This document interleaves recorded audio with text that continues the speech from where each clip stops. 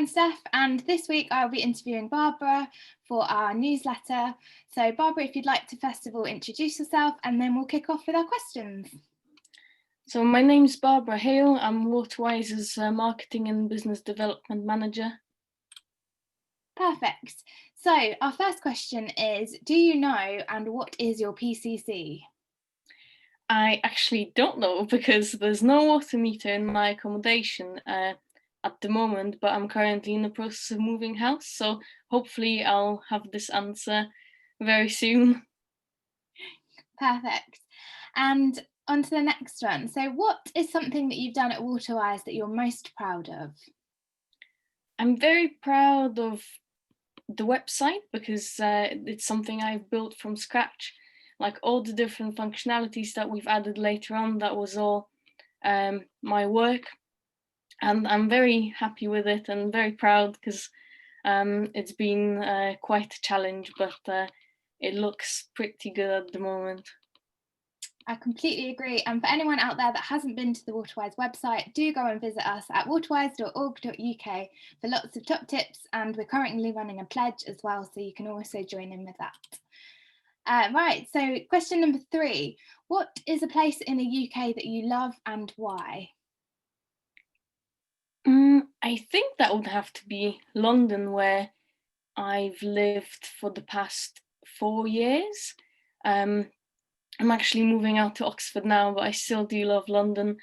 And it's mostly because anything crazy you see on the internet and the news, you can find it in London. Yeah, just anything you want, it's there. That's true, especially when it comes to food. Gosh, you can find all sorts of cuisines in London. That's what I love. Exactly. Question number 4. What would your superpower be? That's a tough one. I guess it would be cool to be able to influence people's opinions on things. Ooh, It would be very useful in our work and in everyday life. Yeah, that's a good one. If we could just put a cast over the whole of the UK and make them all save water. Yeah, exactly. Question number 5.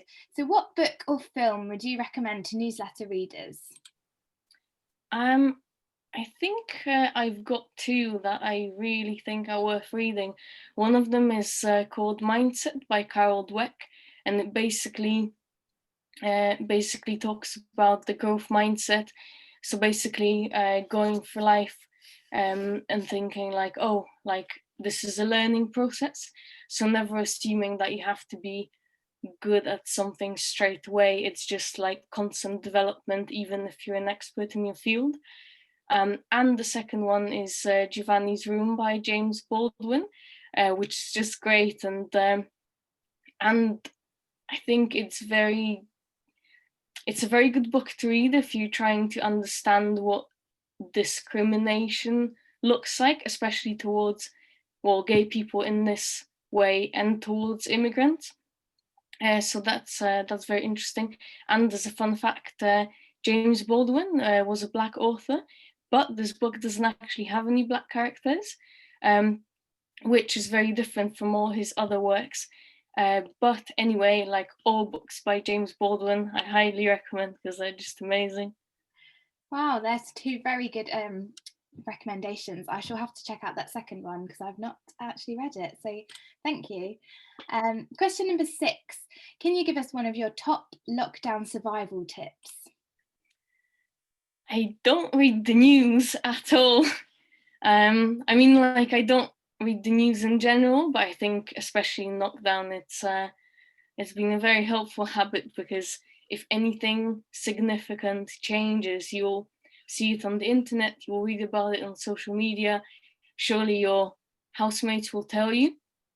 But otherwise, at the moment, we're just seeing a lot of things that we have no influence over, but you just keep worrying about it anyway. So yeah, I guess it's kind of denial, but it works.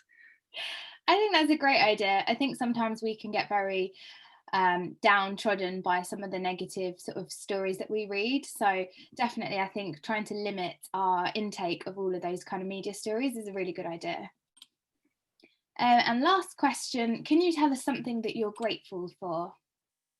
I'm very grateful for my friends at the moment.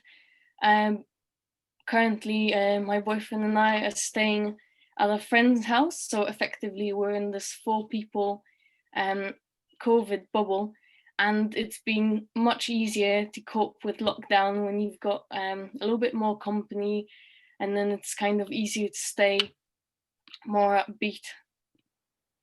Definitely. I think everybody at the moment, friends and family, are probably what's pulling us through all of this. Yeah. And hopefully there will be an end in sight very soon. But thank you very much, Barbara, for that interview. That's been fabulous. And we hope that we can speak to you soon. Great, thank you.